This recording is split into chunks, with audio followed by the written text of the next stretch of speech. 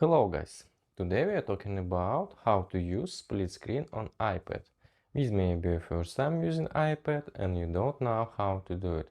Today I'm gonna show you this. So launch the first application what we will have in split view. See how we have three dots at the top.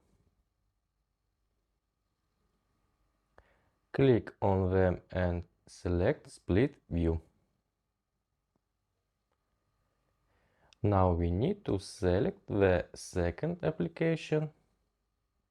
I'm going to launch YouTube.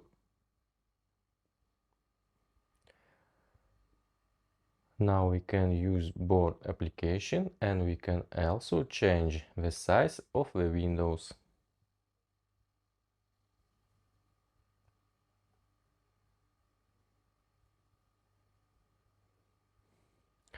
To close them, we press the home button 2 times and close them.